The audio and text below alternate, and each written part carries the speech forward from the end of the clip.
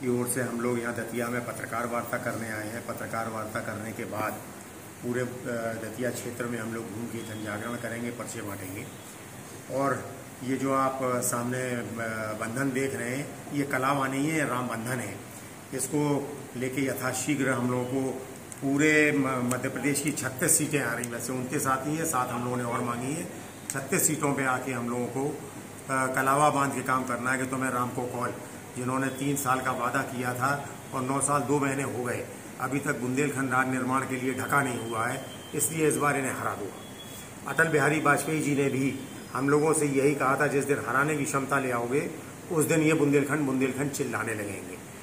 8 बार अखंड बुंदेलखंड के समस्त सांसदों, समस्त विधायकों को हम लोगों ने रजिस्टर्ड डाकों से चिट्ठियां भेजी, मेल आईडी से भेजी, व्हाट्सएप पे भेजी कि भाई एक चिट्ठी प्रधानमंत्री को लिख दो कि बुंदेली धरा बुंदेलखंड यथाशीघ्र मांगती है, और आपने इसका वादा भी किया है बुंदेलखंड के लोगों से। लेकिन किसी भी सांसद और खासतौर से मध्य प्रदेश के विधायकों के जू नहीं रही थी। अब करीब 6 महीने पहले से, सबसे पहले हर्ष यादव जी ने, फिर नीरज दीक्षित जी ने, फिर टंडन जी ने, फिर पज्जन जी ने, अभी घनश्याम जी ने, करीब महीना 1.5 महीना पहले।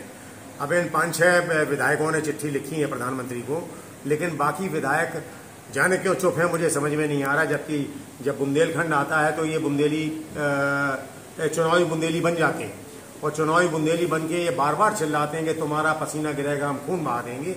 लेकिन आखिर इनका खून इतना पानी कैसे हो जाता है पद प्राप्त होने के बाद कि ये चुप हो जाते हैं।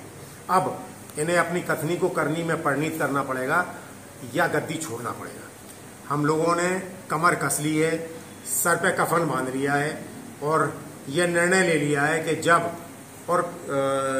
राम को कॉल भी सिर्फ उन्हीं को चढ़ाएंगे जो हाथ में धागा हमारे जब राम बंधन बांध लेगा। जो नहीं बांधेगा उससे हमें कोई लेना देना नहीं है, उसको हम कोई बंधन अपना नहीं देंगे। देखिए, साक्षी महाराज झांसी आके कह सकते हैं कि बुंदेलखंड राज्य निर्माण बनना चाहिए।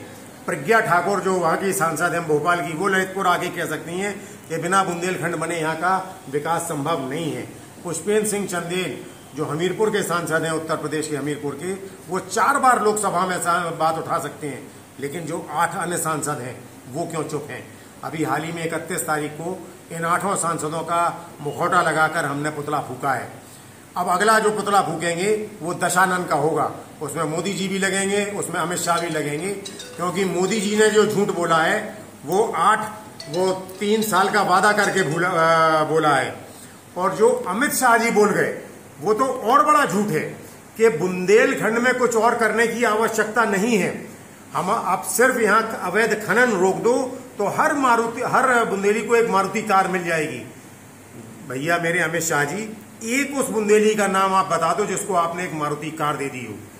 इसका मतलब सीधा सा ये है कि अवैध खनन में आप संलिप्त हो गए हो, इसलिए आप हमको मारुति कार नहीं दिला पा रहे हो। ये जुमलेबाजी, ये झूठ, ये फरेब, ये धोखा अब बर्दाश्त नहीं करेंगे हम लोग। अब लड़ने और मरने की बेला आ गई है, और हम लोगों ने ये निर्णय ले लिया है कि अगर बुंदेलखंड राज्य निर्माण की बात नहीं करोगे तो सत्ता में भी नहीं रहने देंगे। और आप 2023 के चुनाव में बुंदेलखंड क्षेत्र में अपनी सीटें ढूंढना कि आपको सीटें आई कितनी, और फिर देखेंगे 2024 में जब आपका चुनाव आएगा। 2-2 हाथ करना है अब आपसे। लगातार आपके नेता आते हैं और यहाँ झूठ बोल के चले आते हैं कि बुंदेलखंड तो हम ही ने बनाया, हमारी पार्टी ने बनाया। तो अब क्यों चुप हो गए हो? अब क्यों मुंह में दही जम गया है? यही हमारा कहना था सर, और इसीलिए हम लोग आज आप लोगों के बीच में आए हैं। लगातार क्रम ये हम लोग का प्रारंभ रहेगा। 36 विधानसभा क्षेत्र में जाके ये राम बंधन बांधने का कार्य हम लोग 15 अगस्त के बाद प्रारंभ कर देंगे। बाहर आपने अभी गाड़ियां हम लोग की खड़ी देखी होंगी, ऐसी 4 गाड़ियां हम लोगों ने तैयार कर ली। चारों